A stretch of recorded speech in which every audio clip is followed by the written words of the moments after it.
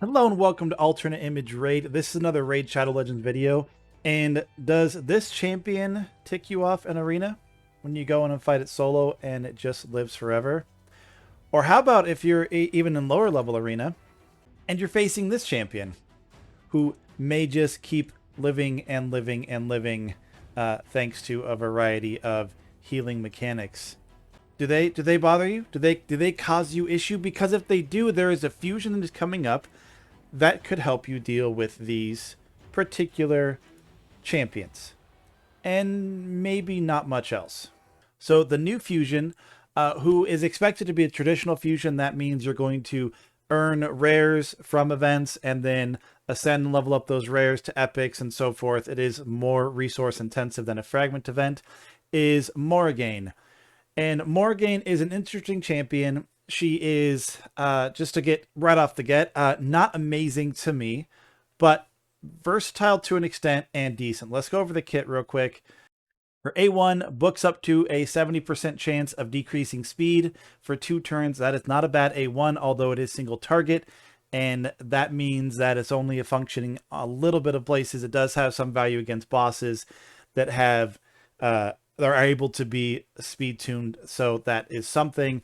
Her A2 actually isn't an attack. It will just strip the buffs off of one target enemy and steal them, books to 100% chance, and then we'll place a True Fear on the rest of the enemies for 1 turn, or a 50% decrease accuracy if the target is a boss. So that is fine, generally speaking. In most content, we're not worried about the boss's accuracy, although there are some niche roles you might build her for that has some value. The True Fear, same thing, is only really a value on possibly PvP for arena and 3v3, or maybe something in Doom Tower. However, Fear isn't really reliable enough in Doom Tower, so it's something. But the buff steal is pretty nice, but it's only one champion. So again, if you're facing any of these enemies that you have a lot of buffs you have to worry about, it's usually all enemies. So the rest of the team is protected. This ability is fine, but it's not amazing. Her A3, however, is great, and the name is great. Velocimancy is a super cool name. It would be the ability to manipulate velocity or speed. So it's a perfect name. It will increase the turn meter of your allies. It'll fill it by 20%, decrease the enemy by 20%, and place a 30% increased speed on your turn. Kind of a Lysandra vibes here from that ability. Will be great in arena, actually great basically anywhere in the game where you want increased turn meter, and really good any place where the enemy's turn meter can be manipulated. Again, I'm seeing Doom Tower, I am seeing PvP as the main places for this, although it's not bad all over. So that books to 100% chance. So if you can get her fast enough, this can be some great control for your arena team.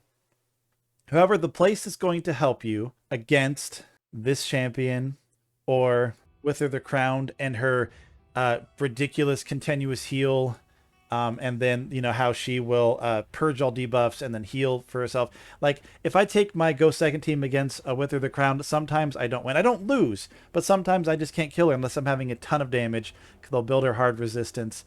However, as long as you have the accuracy to land it, this buff cannot be removed, transferred, or spread. Most importantly, cannot be removed. So if it goes on that Death Knight, that Ultimate Death Knight, or that Wither the Crowned, it'll stay there. They can't get rid of it. It has some value to a normal team fight as well, but not a lot, because again, the only person this is normally going to go on is going to be the nuker, and the nuker is going to be the champion that you can kill without healing anyway. Although I'm thinking maybe for some Go second nukers, when you're dealing with like a Kandrafan or something like that, and he's not fully dead, but he's going to get healed up, this could help you out.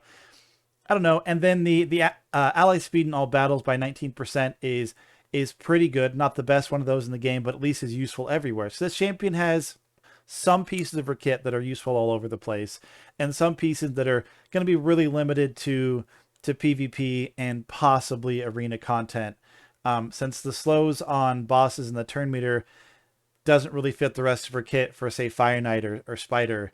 So am I going after this champion myself?